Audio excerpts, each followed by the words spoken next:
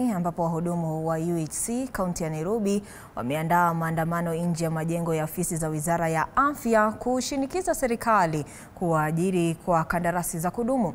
Mwanahabari wetu Michael Chalo yuko katika maandamano haya na tunajiunga naye kwa njia ya moja kwa moja atupashe zaidi. Maandamano haya yamefikia wapi? Chalo?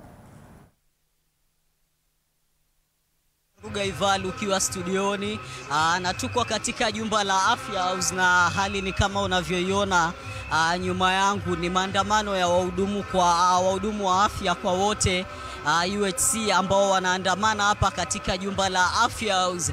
Kumbuka kilio chao kikubwa zaidi ni kutaka kuajiriwa katika kandarasi za kudumu.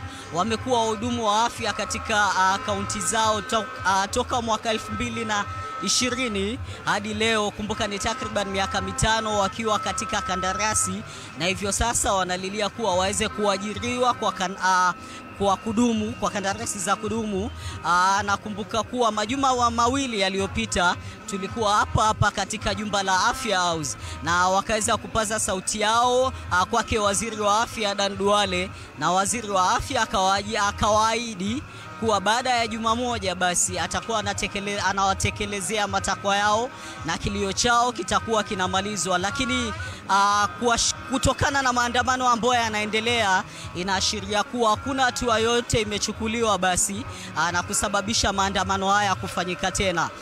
Kumbuka ni maandamano ambayo yanaanza hapa katika jumba la Afya House, yaelekee katika bunge la kitaifa na baadaye kwenda katika jumba la Treasury. Yote ni kuangalia kama kilio chao kitaweza kusikizwa.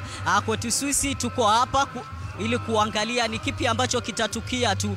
Kwa faida ya mtazamaji wetu tutakuwa tunawajuza ni kipi ambacho kitakuwa kinatokea. Ruga. Asante sana Chalo. Kwingineko mtazamaji